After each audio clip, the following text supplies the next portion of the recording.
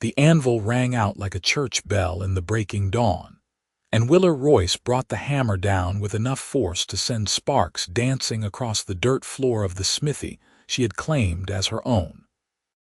She had been shoeing horses since she was 14 years old, learning the trade from her father before consumption took him to an early grave. And now, at 23, her hands were as steady and sure as any man's in Chico, California. But the ranchers who brought their mounts into town took one look at her calico dress and the auburn braid hanging down her back, turned on their heels, and walked their horses 3 miles further to the next town, where a man with half her skill charged them twice the price. The sun was climbing higher now, turning the June morning of 1882 into something that shimmered with heat, and Willa set down her hammer to wipe the sweat from her brow. Her small forge sat at the edge of town, in a building her father had built with his own hands, and she had managed to keep the roof over her head by taking odd jobs that no one else wanted.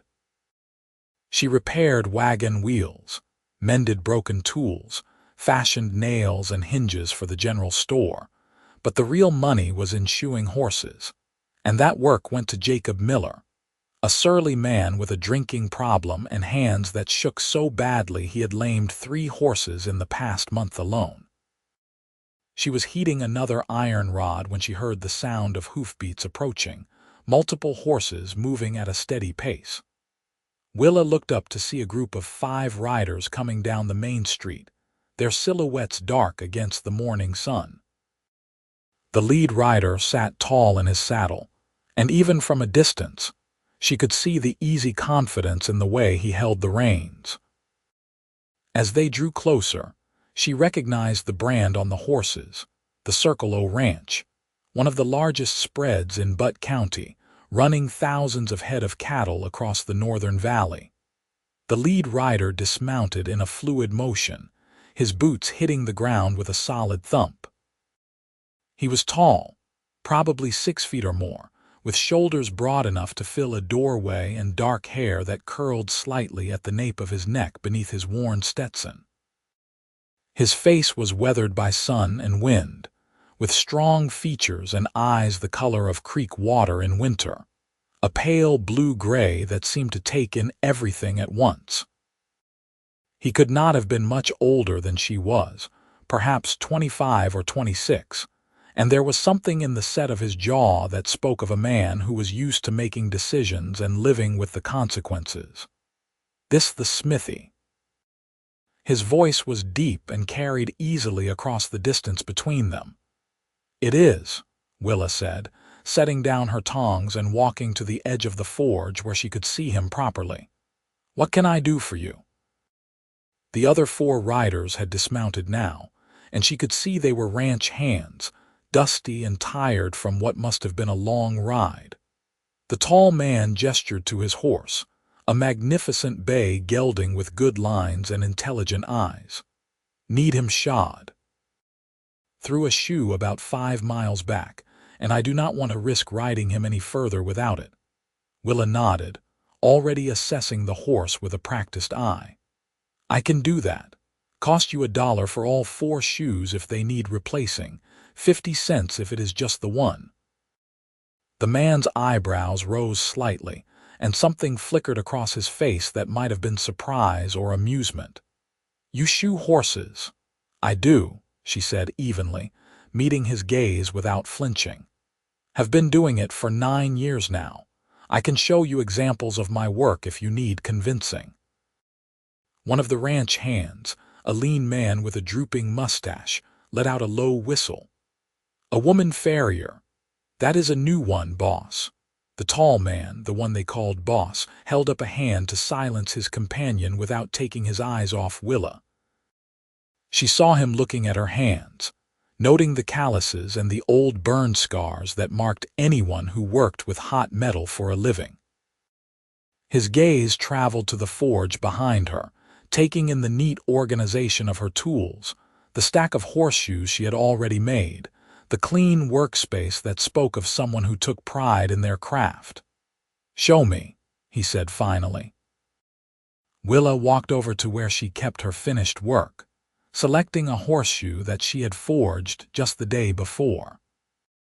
She handed it to him, watching as he turned it over in his hands, testing the weight and balance, running his thumb along the nail holes to check that they were evenly spaced and properly sized.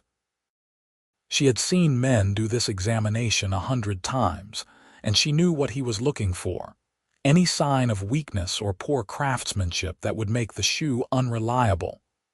"This is good work," he admitted, and there was genuine respect in his voice. "Better than good, actually. This is as fine a shoe as I have seen." "Then you will let me shoe your horse?" Willa asked, though she kept her tone neutral. She had learned not to hope too hard, not to let the disappointment show when they inevitably decided that a woman's work, no matter how good, was not something they wanted associated with their stock. The tall man looked at his horse, then back at Willa, and she saw him making some kind of calculation in his head. Finally, he nodded. "Do it. But I am watching, and if I see anything I do not like, we are done." "Fair enough," Willa said, though a part of her bristled at the condition. No one watched Jacob Miller work. No one questioned whether his shaking hands would do the job right, but she swallowed her pride and gestured for him to bring the bay forward. "Let me see which shoe he lost." The tall man led his horse over, and Willa ran her hands down the animal's legs with gentle confidence, checking each hoof until she found the right front where the shoe had come off. The hoof was in good condition, well maintained, and she could see that someone had been taking proper care of this animal. She picked up the hoof, bracing it against her leather apron, and examined it closely. The old nail holes were clean, and there was no sign of thrush or any other problems. "I will need to trim and file before I put the new shoe on," she said. "Should take me about 30 minutes for this one hoof, but I would recommend letting me check the others while he is here. Better to catch problems early than to have him throw another shoe when you are miles from help." The tall man considered this, then nodded. "Check them all. If they need replacing, do it. I will pay for all 4. Willa felt a small surge of triumph but kept her expression professional. "I will need to heat my forge hotter. You and your men can wait in the shade if you like. There is a pump around the side if you need water." The ranch hands drifted away, grateful for the chance to rest, but the tall man stayed where he was, his arms crossed over his chest as he watched Willa work. She tried to ignore his scrutiny as she built up the fire in her forge, pumping the bellows until the coals glowed white-hot. She selected an iron bar and thrust it into the flames, waiting for it to reach the right temperature before pulling it out and setting it on her anvil. The hammer felt good in her hand, familiar and true, and she let her body fall into the rhythm that her father had taught her so long ago. Strike, turn, strike again. The metal bent and shaped under her will, transforming from a simple bar into the curved form of a horseshoe. She worked quickly but carefully, checking the size against the bay's hoof, making adjustments until it was perfect. Then she punched the nail holes, 8 of them evenly spaced, and plunged the hot metal into the water trough, where it hissed and steamed. When she looked up, the tall man was still watching, but there was something different in his expression now. The skepticism had faded, replaced by what looked like genuine interest, maybe even admiration. She felt her cheeks warm, and she told herself it was just the heat from the forge. "You have a name?" he asked as she fitted the cooled shoe against the horse's hoof, checking the fit one more time before she began nailing it in place. "Willa Royce," she said, driving the first nail home with practiced precision. "This was my father's smithy before he passed." "Samuel Owens," he said, introducing himself properly. "I run the circle with my uncle. We have been bringing our horses to Miller in town, but I am not impressed with his work. Lost 2 good mounts to his carelessness, and I cannot afford to keep risking my stock that way." Willa drove in another nail, bent the end over and clipped it short before filing it smooth. I know Miller's reputation. He drinks too much, and his hands are not steady. But folks would rather trust him than give their business to a woman, no matter how sloppy his work is. That is their loss, Samuel said bluntly. I care about results, not what a person wears under their work apron. You do good work, Miss Royce, and I am willing to pay for it. She finished the first shoe and moved on to check the others, finding that 2 more needed replacing and the 4th could be reused if she trimmed the hoof properly.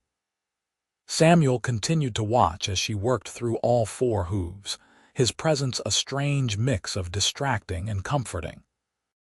He asked questions about her process, seeming genuinely interested in the answers, and she found herself explaining things she had never bothered to articulate before.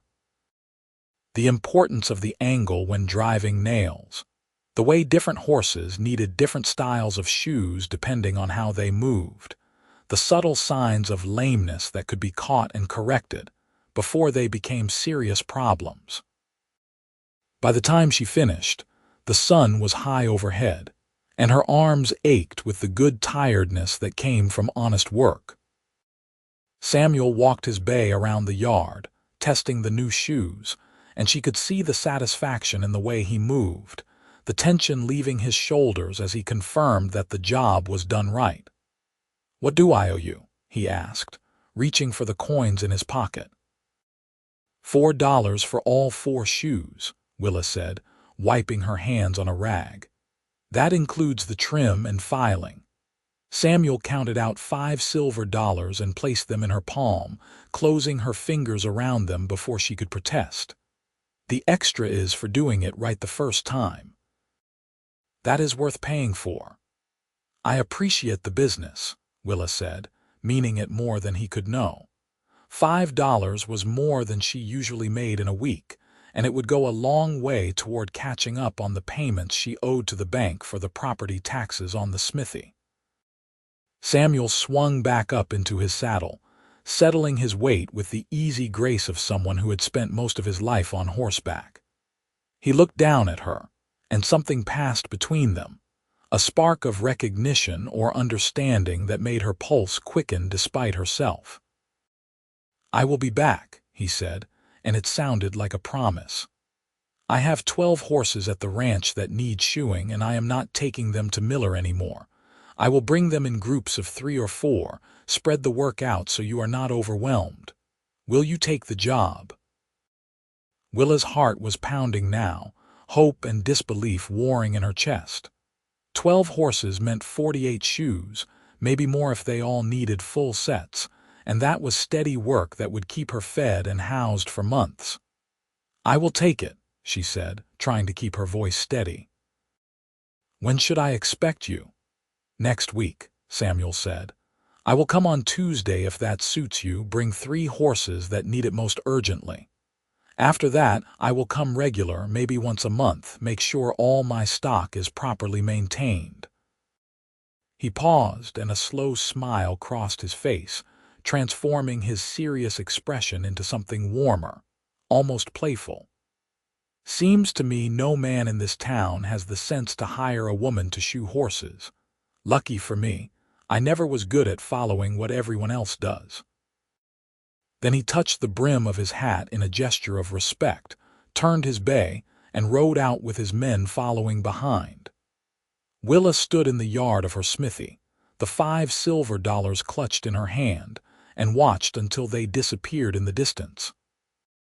The anvil behind her was still warm, the forge still glowing with banked coals, and for the first time in a very long time, she felt something that might have been hope stirring in her chest.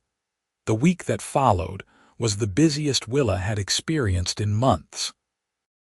Word spread through Chico that Samuel Owens had hired the woman farrier, and while some of the other ranchers still turned their noses up at the idea, a few of the smaller farmers and settlers came by with work.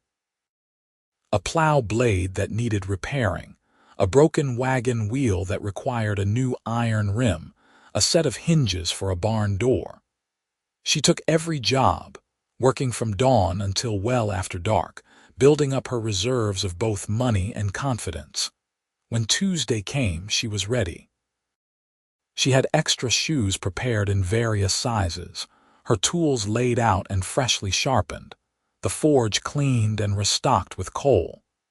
She had even, in a moment of vanity that she immediately regretted, washed her hair the night before and braided it more carefully than usual.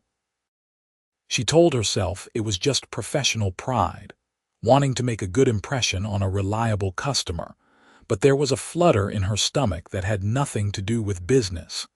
Samuel arrived just after sunrise, leading 3 horses behind his own bay.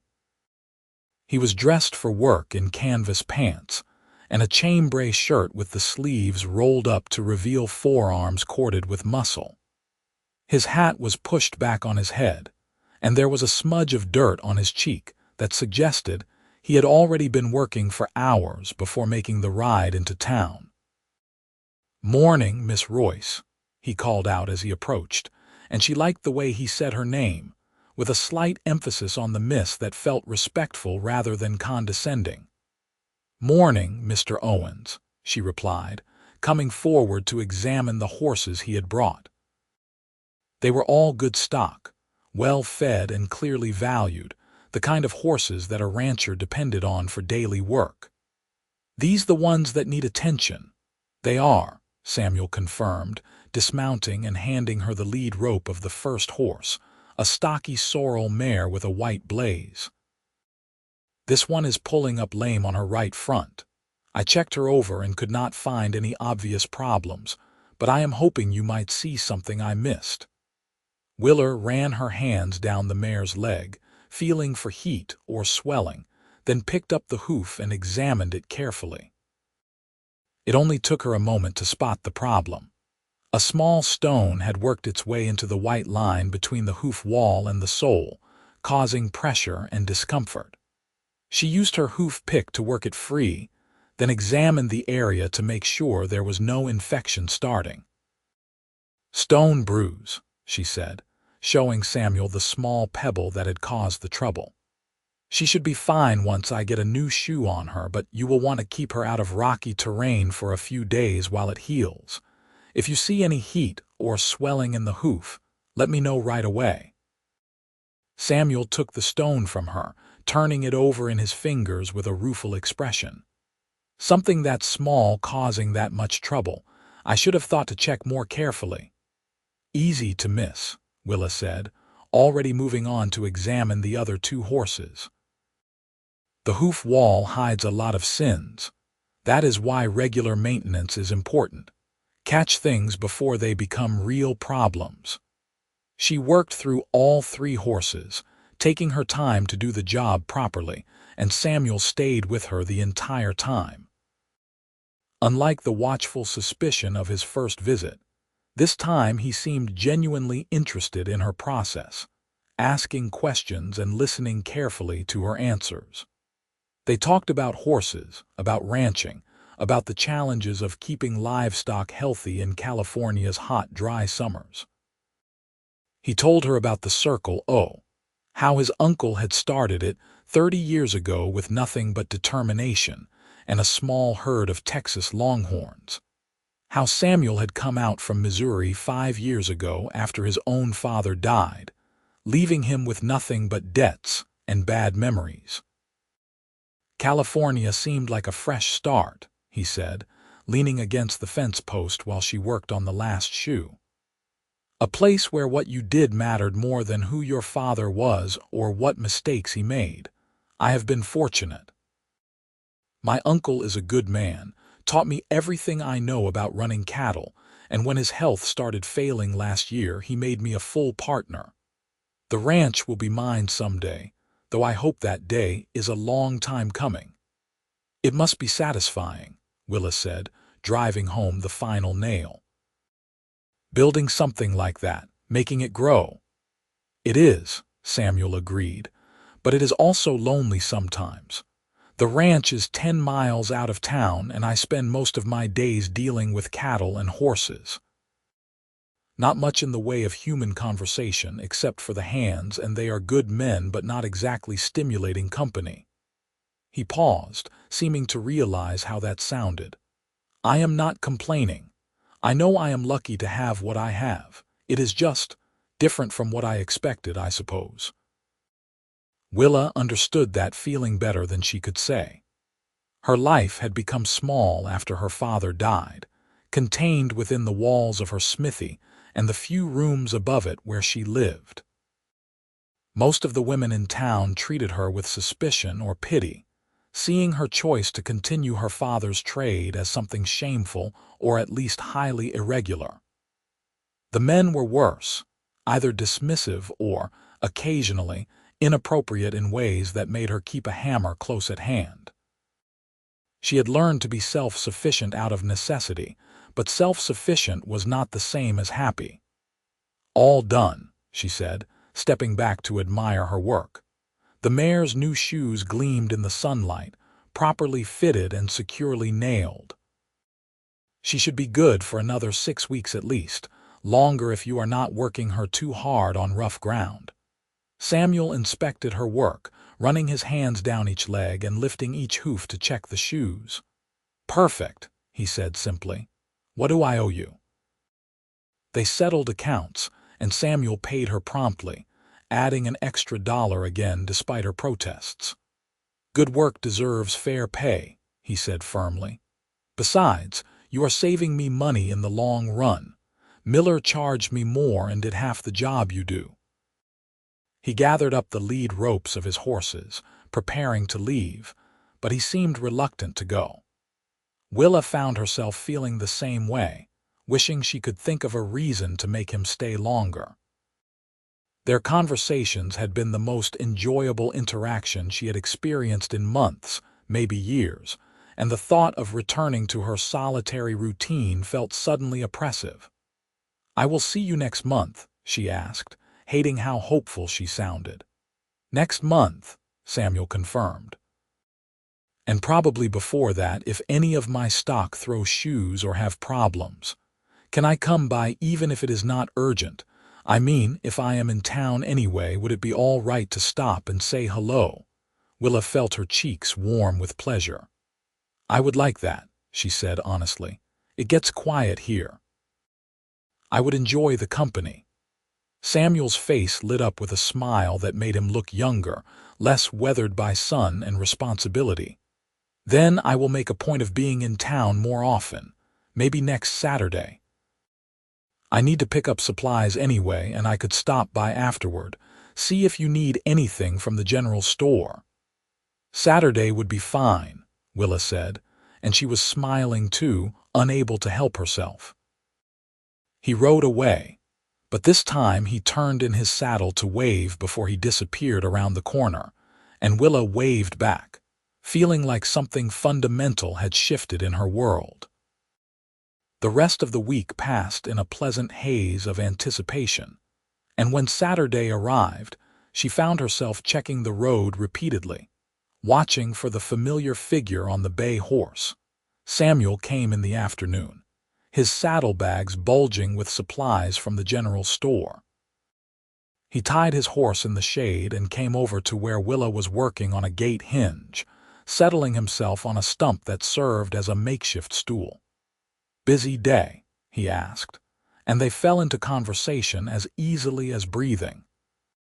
He started coming every Saturday after that, and sometimes on Wednesdays as well, bringing his horses when they needed attention, but often just stopping by to talk.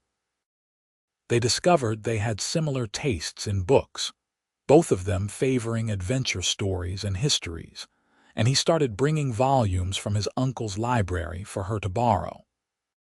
She lent him her father's old journals, filled with notes on metalworking techniques and designs, and Samuel studied them with genuine interest, asking intelligent questions that showed he understood the complexity of the craft. The summer heat intensified as July arrived, turning Chico into a furnace where the only relief came in the early morning or late evening. Willa took to starting her work before dawn, banking her forge by mid-afternoon when the temperature became unbearable. Samuel adjusted his visits to match her schedule, arriving in the cooler hours when they could talk without feeling like they were melting. "I have a proposition for you," he said one morning in late July, appearing at her smithy just as the sun was breaking over the horizon. "The ranch needs a farrier on call, someone who can come out when we have problems rather than me always bringing horses into town. I would pay you a monthly wage, guarantee you at least $20 a month plus room and board if you wanted to stay over when the work runs late. You could keep your smithy here in town for other customers, just make the ranch your priority." Willa's heart was racing, but she forced herself to think practically. "People would talk," she said carefully. "A woman alone at her ranch with a bunch of men, it would not look proper. My uncle's housekeeper, Mrs. Chen, lives on the property with her husband, who is our head cook," Samuel said quickly, as if he had already thought through this objection. "You would stay in the room next to theirs, completely separate from the bunkhouse where the hands sleep.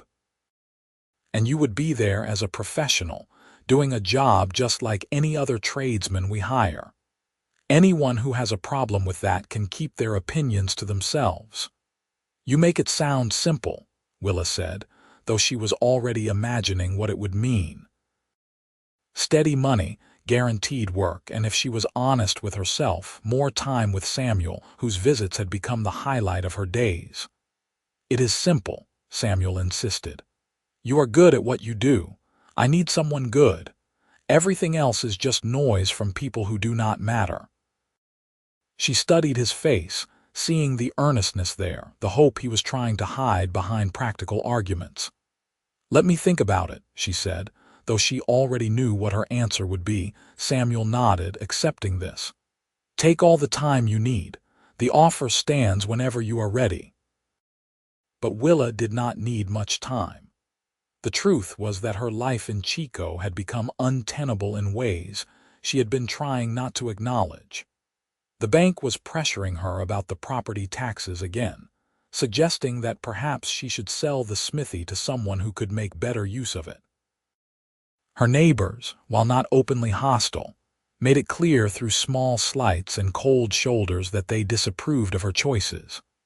And beyond the practical concerns, there was the simple fact that she was lonely, desperately lonely, in a way that working herself to exhaustion could not fix.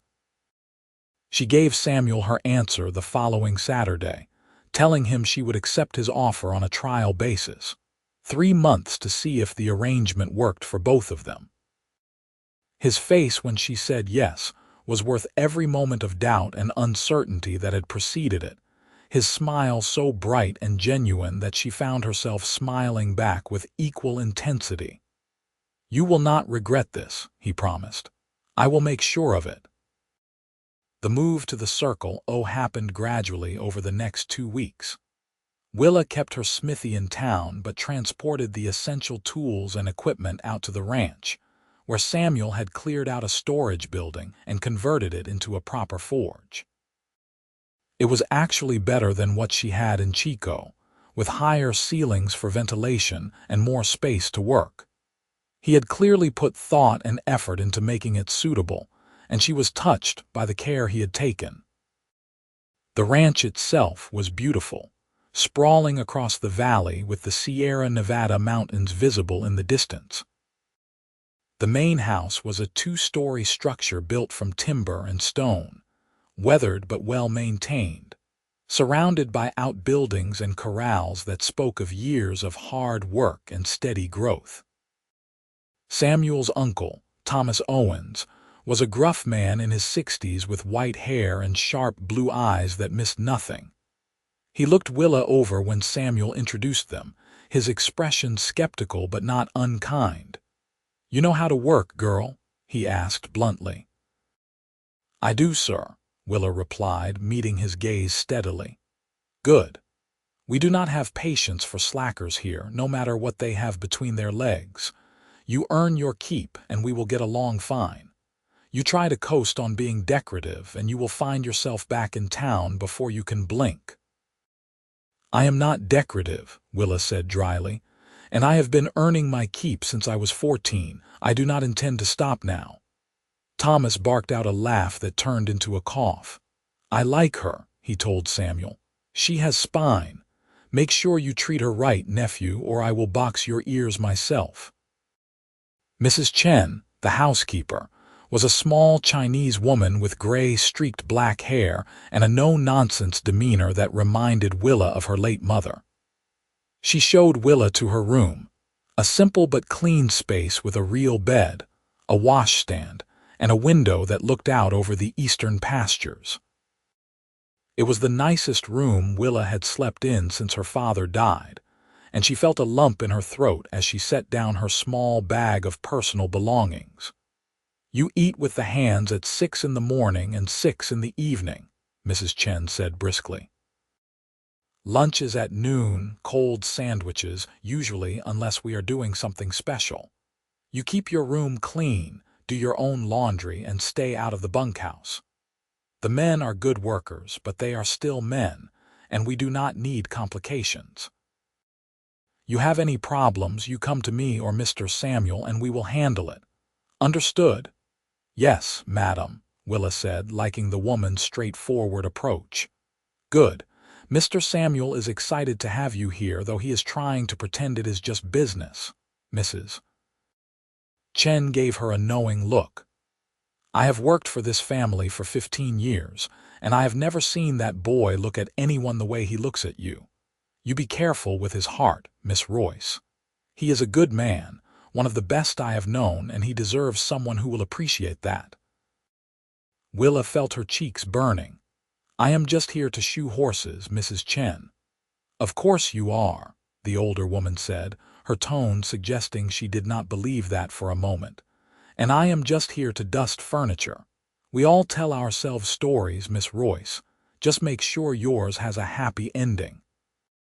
She left before Willa could formulate a response, and Willa sat down on the edge of her new bed, trying to process everything that had happened. A month ago, she had been scraping by in Chico, wondering how much longer she could hold on before the bank foreclosed, and she lost everything her father had built. Now she was living on one of the most successful ranches in Butte County, with steady work and a guaranteed income.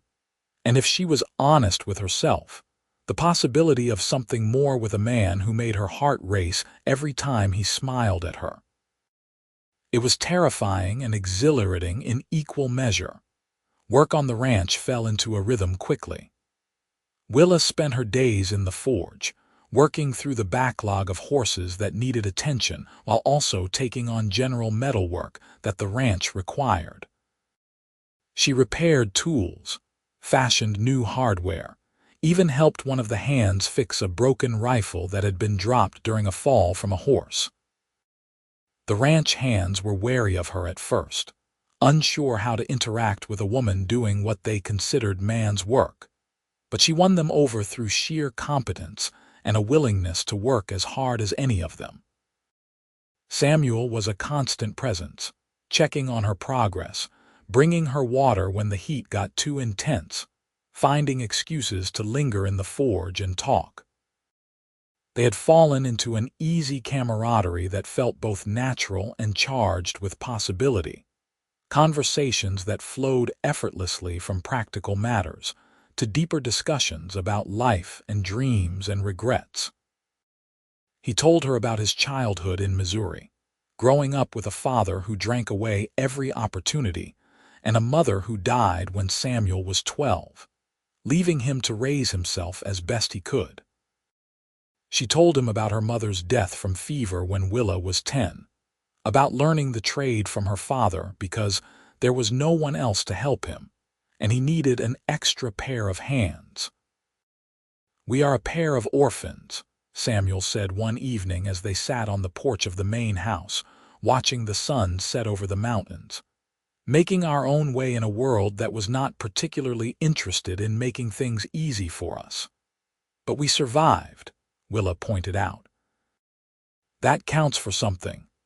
More than something, Samuel said softly, and when she turned to look at him, she found him watching her with an intensity that made her breath catch. Willa, I need to tell you something, and I am not sure how to say it without sounding like a fool. You could not sound like a fool if you tried, she said. Though her heart was pounding so hard she was sure he could hear it. Samuel reached over and took her hand, his calloused fingers intertwining with hers in a way that felt both foreign and perfectly right. I hired you because you are the best farrier I have ever seen, and that is the truth. But I kept coming back to town, kept finding excuses to visit your smithy, because I could not stop thinking about you. The way you look when you are focused on your work, the way you laugh when something surprises you, the way you stand up for yourself even when the whole world seems determined to push you down. You are remarkable, Willa Royce, and I am in love with you. I have been for weeks now, maybe longer, and I needed you to know. Willa felt tears prickling at the corners of her eyes, overwhelmed by the raw honesty in his voice. Samuel, You do not have to say anything, he interrupted quickly. I know this is complicated. You work for me, and I do not want you to feel pressured or obligated in any way. If you want to keep things professional, I will respect that. But I could not keep pretending that my feelings were anything less than what they are. You deserve honesty. You are an idiot, Willa said, and when Samuel's face fell, she squeezed his hand tightly. Because you really think I would have agreed to move out here, to uproot my entire life if I did not feel the same way. I love you too, Samuel Owens. I think I started falling for you the moment you looked at my work and saw it for what it was, when you treated me like a person instead of a curiosity or an oddity. You made me believe that maybe the world was not as small and closed as I had convinced myself it was. Samuel's expression transformed, hope and joy and relief washing over his features like sunlight breaking through clouds. You mean it. You truly mean it. I mean it, Willa confirmed, and then he was kissing her, his lips warm and gentle against hers, his hand coming up to cup her cheek with a tenderness that made her melt. It was her first kiss, and it was perfect. Everything she had imagined and nothing like she had expected, overwhelming and grounding all at once. When they finally pulled apart, both of them breathless and grinning like fools, Samuel rested his forehead against hers. Marry me, he said, the words tumbling out in a rush. I know it is fast. I know we should probably wait and be sensible, but I do not want to be sensible.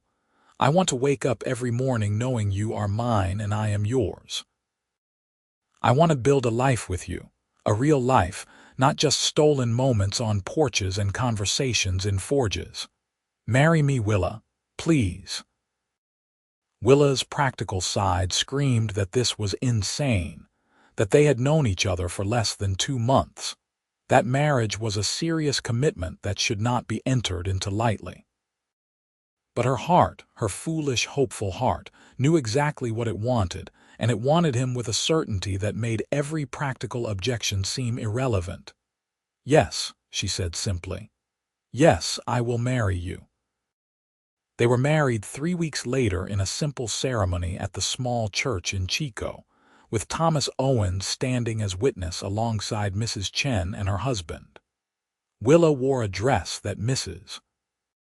Chen helped her sew, simple blue calico with white lace at the collar and cuffs, and Samuel wore his best suit, looking handsome and nervous in equal measure.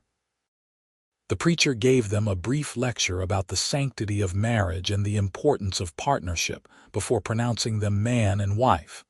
And when Samuel kissed her, Willa felt like her heart might burst from happiness.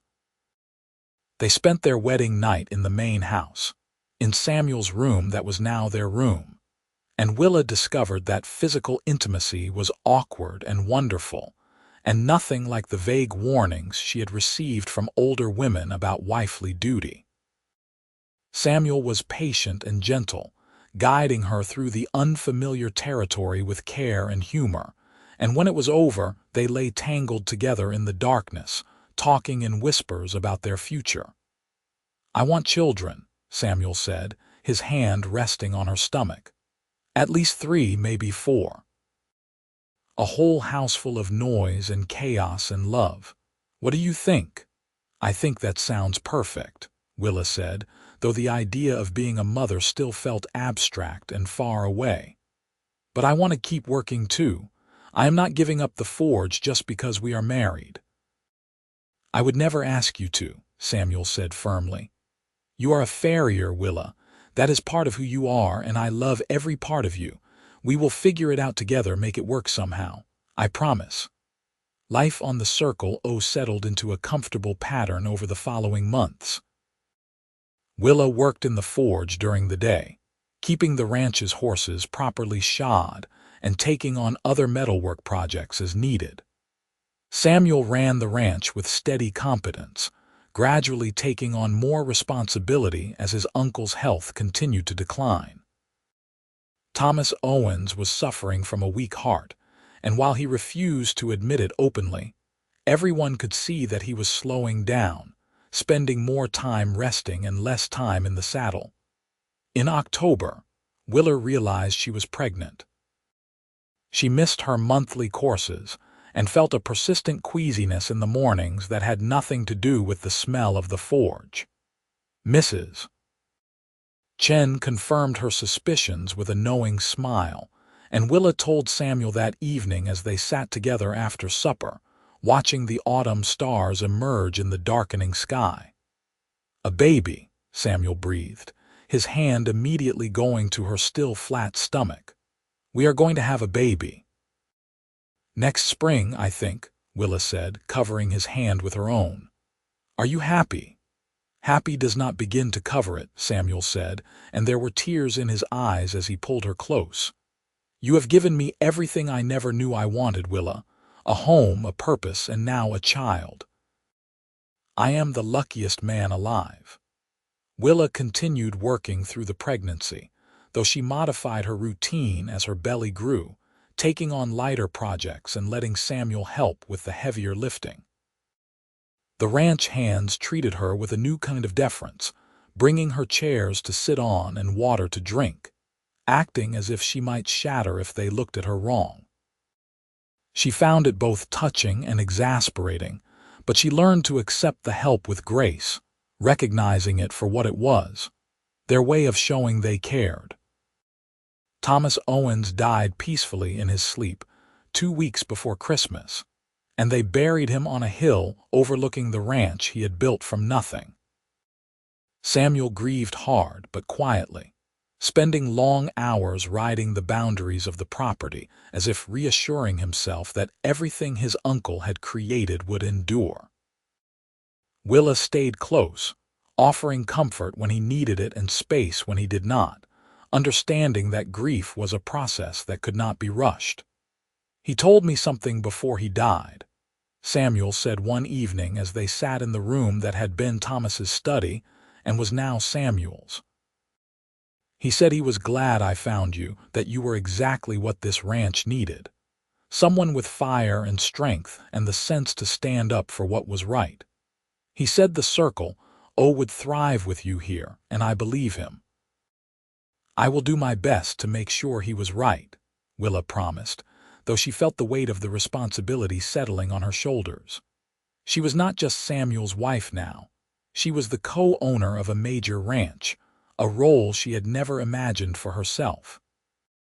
Their son was born on a warm April morning in 1883, arriving with a lusty cry that announced his presence to the entire household. Samuel was beside himself with joy, holding the tiny red-faced infant with trembling hands while tears streamed down his face. They named him Thomas after his grandfather, and Willa felt a fierce protective love surge through her as she looked at her child, this tiny person who depended on her for everything. "He is perfect," Samuel whispered, tracing one finger along the baby's soft cheek. "Absolutely perfect." Motherhood was harder than Willa had anticipated, the constant demands of a newborn leaving her exhausted and sometimes overwhelmed. But Mrs. Chen helped, showing her how to nurse and swaddle and soothe. And Samuel was an involved father from the beginning, walking the floor with Thomas when he fussed and changing diapers without complaint.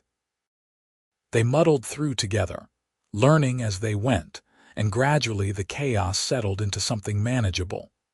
When Thomas was 3 months old, Willa returned to the forge part-time, working a few hours each day while Mrs. Chen watched the baby.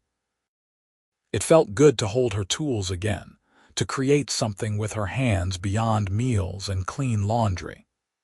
Samuel never questioned her need to work, understanding instinctively that she needed this part of herself to remain whole.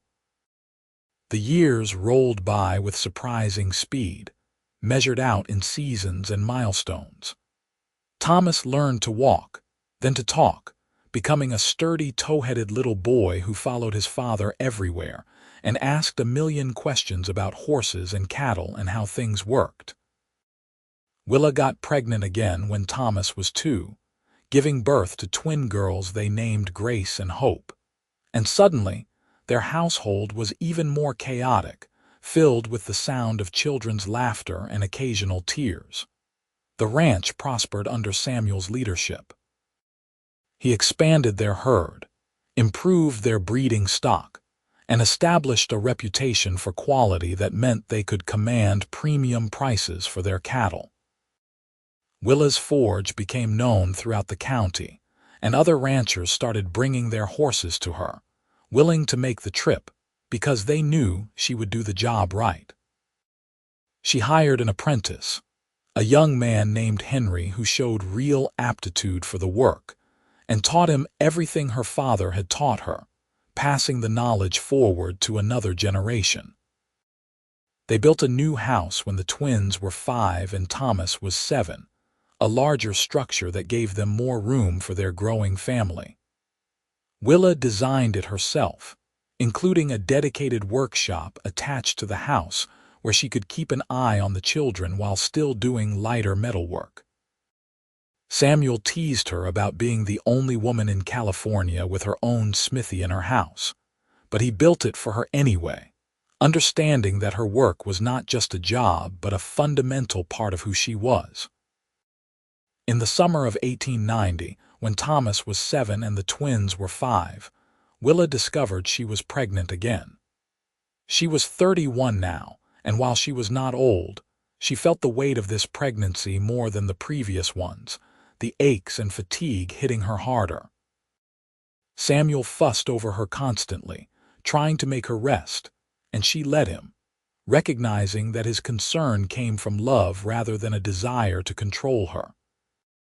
Their 4th child, a daughter they named Rose, was born in February of 1891, and she was the most easygoing of all their children, a happy baby who rarely fussed and seemed content just to watch the world around her with wide, curious eyes.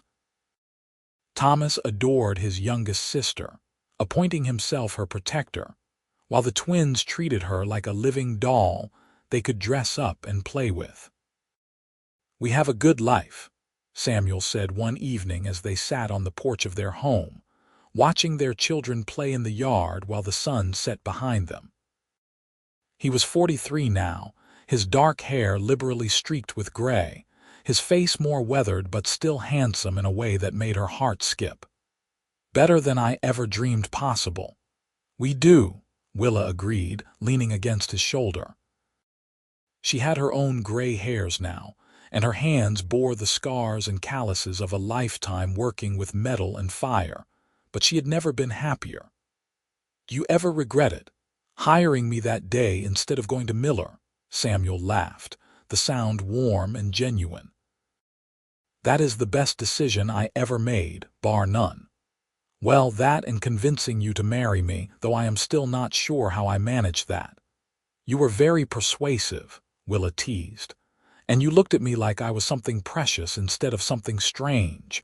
That meant more than you know." "You are precious," Samuel said seriously, turning to face her. "You are the most precious thing in my life, Willa, you and our children.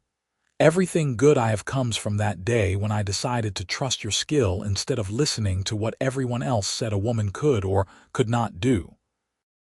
"No man would hire a woman to shoe horses," Willa quoted softly, remembering the skepticism and dismissal she had faced for so long.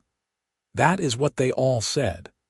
"Then they were fools," Samuel said firmly, "and I was smart enough to know a good thing when I saw it. You shoe my horses every single month, and you have been doing it for nearly 9 years now. Best investment I ever made." Willa kissed him, a soft press of lips that spoke of comfort and familiarity and a love that had only deepened over time. "I love you, Samuel Owens. Thank you for taking a chance on me." "Thank you for taking a chance on me," Samuel replied, pulling her close. "I was just a cowboy trying to keep his horses shod properly. You made me into something more." They sat together as the stars emerged overhead, their children's laughter floating on the evening breeze, and Willa thought about how much her life had changed since that morning when Samuel had ridden into her smithy with his bay gelding and a willingness to see past convention. She had gone from struggling alone in Chico to this. A thriving ranch, a loving husband, 4 beautiful children, and work that fulfilled her in ways she had never imagined possible. The forge still called to her, and she still spent part of each day working with metal and fire, creating and repairing and maintaining. But now it was balanced with the rest of her life, integrated into a larger whole that included family dinners and bedtime stories and lazy Sunday afternoons spent doing nothing in particular. She had both things she loved, the work and the family, and she did not have to choose between them. As the years continued to pass, their children grew and flourished. Thomas showed an aptitude for ranching that made Samuel burst with pride, learning to handle horses and cattle with natural ease. The twins were different as night and day despite sharing a face, Grace quiet and bookish while Hope was bold and adventurous, always the first to try something new. Rose was their gentle child, sensitive and artistic, spending hours drawing pictures of the ranch and the animals and her family. Willa taught them all the basics of metalworking, showing them how to care for tools and fix simple problems, believing that practical skills were valuable regardless of gender. Thomas took to it naturally, just as she had, and she began teaching him more advanced techniques, wondering if he might take over the forge someday when she was ready to slow down. The girls were less interested in the forge itself, but loved hearing stories about their grandfather Royce and how he had built the smithy in Chico, how he had taught their mother everything she knew. The Circle O continued to expand and prosper, becoming one of the most respected ranches in Northern California. Samuel's reputation for honesty and quality spread, and they never lacked for buyers when it came time to sell their cattle. Willa's farrier business remained steady, and Henry, her apprentice, eventually opened his own forge in a neighboring town, spreading the techniques she had taught him even further. In 1895, when Thomas was 12, a delegation from several smaller ranchers came to the Circle O asking for help. They were being pressured by a larger outfit that wanted to buy them out, and they were afraid they would lose their land if they did not have someone powerful enough to stand with them. Samuel listened to their concerns, talked it over with Willa, and agreed to help them form a cattlemen's association that could negotiate collectively and protect their mutual interests. "You are good at this," Willa told him one evening after a particularly long meeting where he had mediated a dispute between 2 of the smaller ranchers. "Building things, bringing people together. Your uncle would be proud." "I learned from watching him," Samuel said, "and from watching you. You showed me that doing the right thing matters more than what other people think, and that sometimes you have to stand up for those who cannot stand up for themselves. The Cattlemen's Association became one of Samuel's greatest legacies, a coalition that protected small ranchers from being pushed out by larger interests and ensured fair prices for everyone. It took considerable time and effort, but he believed in it, and Willa supported him fully, taking on more of the day-to-day management of the ranch so he could focus on the larger picture. In 1898, Thomas turned 15 and announced he wanted to learn everything about running the ranch, preparing himself to eventually take over from his father. Samuel was thrilled, though he made it clear that Thomas needed to work his way up just like anyone else, starting as a ranch hand and learning every aspect of the operation from the ground up. Thomas accepted this without complaint, throwing himself into the work with determination that reminded Willa strongly of herself at that age. The twins, now 13, were developing their own paths. Grace announced she wanted to become a teacher, spending her free time tutoring the children of ranch hands and studying from every book she could get her hands on. Hope declared she wanted to see the world beyond California, dreaming of traveling to San Francisco and maybe even further east. Rose, at 11, was content to stay close to home, helping her mother in the forge and developing considerable skill with decorative metalwork, creating beautiful pieces that were both functional and artistic. "We raised them well," Samuel said one evening as they watched their children at dinner, the conversation flowing and animated as they debated everything from cattle breeding to the best routes west. "They are good people, all of them." "They are," Willa agreed, feeling a deep sense of satisfaction. "We gave them roots and wings, taught them to work hard and think for themselves. That is all any parent can do." The turn of the century came with celebrations throughout California, though Willa and Samuel marked it quietly on their ranch, surrounded by family, and the people they employed who had become like extended family over the years. Mrs. Chen was in her 70s now, but still ruling the kitchen with an iron fist, and her husband had trained a younger man to take over most of the cooking while he supervised. The ranch hands who had been young men when Willa first arrived were middle-aged now, many of them with families of their own, and a new generation of workers had come up to replace those who retired. 18 years, Samuel said as the clock struck midnight, marking the beginning of 1900. 18 years since I walked into your smithy and you changed my life. 17 years of marriage, Willa added, raising her glass of cider in a toast. And 4 children and a ranch that has doubled in size and more memories than I can count. To the next 18 years, Samuel said, touching his glass to hers. And all the years after that, however many we are blessed to have. They drank to that and to their children's future and to the ranch that had become so much more than just a business. It was a legacy, a community, a testament to what could be built when people worked together and refused to let convention dictate what was possible. In 1902, Grace left for San Francisco to attend normal school and become a certified teacher. It was the first time any of their children had left home for an extended period, and Willa felt the absence keenly, though she was proud of her daughter's determination to pursue her dreams. Grace wrote long letters describing her classes and the city, and Willa saved everyone, reading them over when she missed her daughter too much. Hope followed her sister west a year later, at 17, getting a job in a department store and sending home enthusiastic descriptions of city life. She met a young man who worked as a clerk in a law office, and they courted properly before marrying in 1905. With the whole Owens family traveling to San Francisco for the wedding. It was strange to see Hope as a married woman, but her husband was kind and clearly adored her, and Willa gave them her blessing wholeheartedly. Thomas married in 1906, at 23, choosing a young woman named Sarah, who was the daughter of one of the ranchers in their cattlemen's association.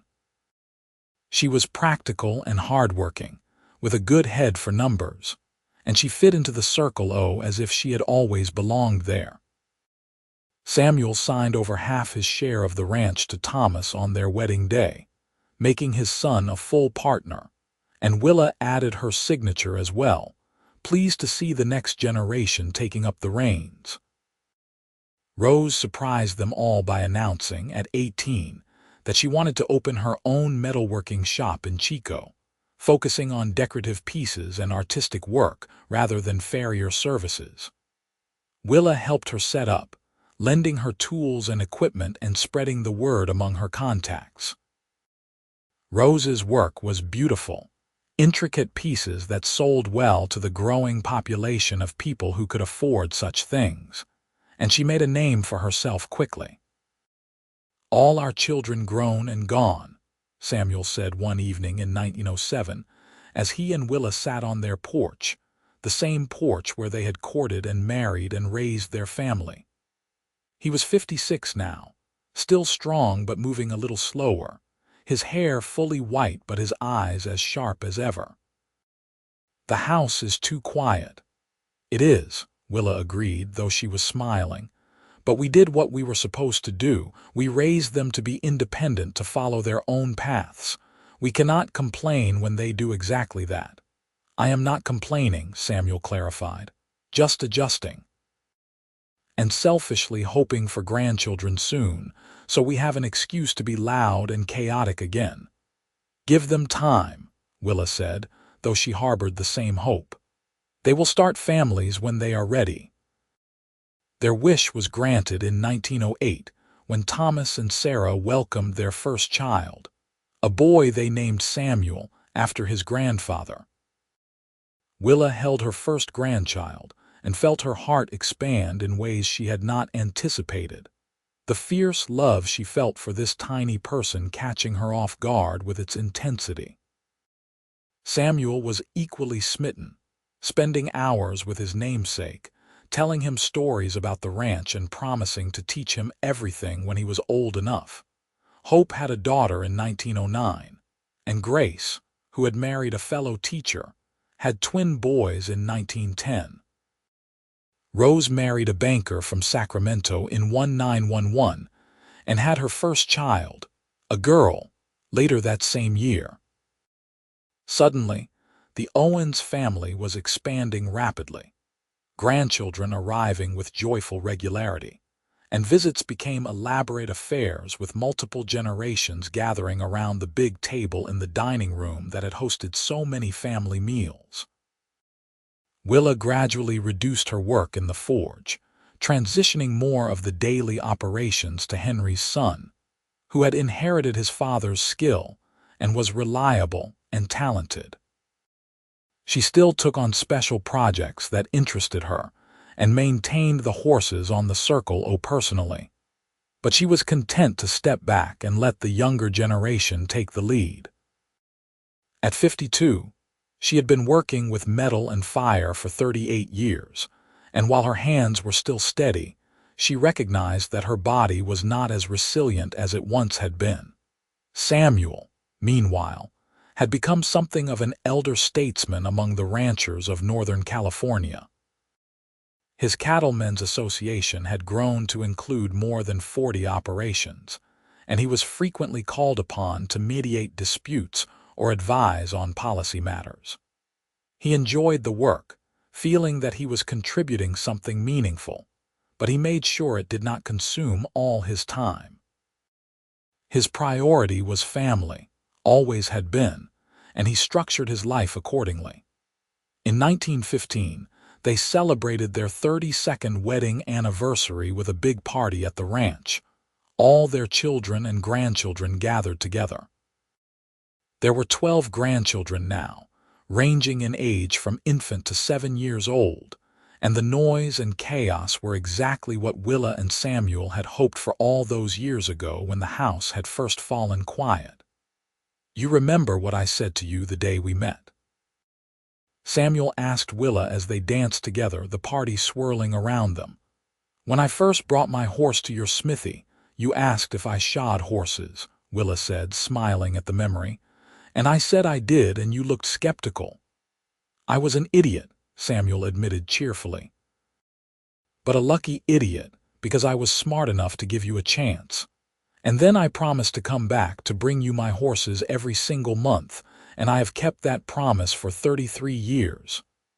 "You have," Willa confirmed, touched that he remembered. "Every month, without fail, you bring me horses to shoe. Even now, when we have other people who could do it, you still bring them to me." "Because it is our tradition," Samuel said simply. "The foundation everything else was built on. You shoe my horses, and I get to spend time with the woman I love. Best arrangement I ever made." Willa felt tears prickling her eyes, overwhelmed by the simple honesty of his words. 3 decades together, and he could still make her feel like that young woman in her smithy, hopeful and afraid and desperate for someone to see her for who she really was. He had seen her, had valued her, and that single act of faith had transformed both their lives in ways neither of them could have predicted. "I love you, Samuel Owens," she said, resting her head against his shoulder as they swayed to the music. "More than I can possibly express in words." "I love you too, Willa," he replied, his arms tightening around her, "to the end of my days and beyond." The years continued their steady march forward. Samuel's health began to decline in his early 70s, his heart showing the same weakness that had taken his uncle. He refused to slow down, insisting on still riding out to check on the cattle, still attending meetings of the Cattlemen's Association, still bringing his horses to Willa every month for shoeing even when it exhausted him. Thomas tried to take over more of his father's responsibilities, but Samuel was stubborn, wanting to remain useful for as long as possible. Willa understood his need, had felt the same reluctance to step away from the forge when her own body started protesting. They were people defined by their work, by their contribution, and the idea of stopping felt like giving up on life itself. But she also worried about him, seeing him grow frailer, watching him struggle for breath after exertion that would not have bothered him a year before. In the spring of 1920, when Samuel was 73 and Willa was 61, he collapsed while out riding with Thomas. They brought him back to the house, and the doctor came from Chico to examine him, his expression grave as he delivered the diagnosis. Samuel's heart was failing, and there was nothing that could be done except make him comfortable and wait for the inevitable. "How long?" Samuel asked, his voice steady despite the news. "Weeks, maybe a month or 2, the doctor said reluctantly. "I am sorry, Samuel. I wish I had better news." Samuel accepted this with the same stoic dignity he had brought to every challenge in his life. He spent his remaining time putting his affairs in order, making sure Thomas understood everything about running the ranch and the Cattlemen's Association. He wrote letters to each of his children and grandchildren, telling them how proud he was of them, how much they had enriched his life. And he spent long, quiet hours with Willa, holding her hand and talking about the life they had built together. "No regrets," he told her one afternoon as they sat together in the bedroom they had shared for 37 years. "Not a single one. Every choice I made led me to you, and that makes all of it worthwhile." "No regrets," Willa echoed, though her heart was breaking. She had known this day would come eventually, had understood that one of them would have to endure the loss of the other, but knowing it intellectually was very different from living it in reality. "You gave me everything, Samuel. A home, a family, a life I never dreamed was possible. You saw me when no one else would, and you never stopped believing in me." "Easy to believe in something that is true," Samuel said, his hand trembling slightly as he reached up to cup her cheek. "You are remarkable," Willa Royce Owens. You were remarkable when I met you, and you are remarkable now. Promise me you will keep living after I am gone. Keep working, keep being yourself, keep showing the world what a woman can do when she refuses to be limited by someone else's small imagination. I promise, Willa said, tears streaming down her face, but I am going to miss you so much. I am going to miss you too, Samuel admitted, and now he was crying as well. But I will be watching over you, I believe that. And when your time comes, whenever that is, I will be waiting. We will find each other again, just like we did in Chico all those years ago. He died 2 weeks later, peacefully in his sleep with Willa beside him holding his hand. The funeral was enormous, attended by ranchers and townspeople from across Northern California, all of them wanting to pay their respects to a man who had been respected and admired by everyone who knew him. They buried him next to his Uncle Thomas on the hill overlooking the ranch, and Willa stood dry-eyed through the ceremony, her grief too deep for tears. The months after Samuel's death were the hardest of Willa's life. The house felt empty without him, even with Thomas and Sarah and their growing family living there with her.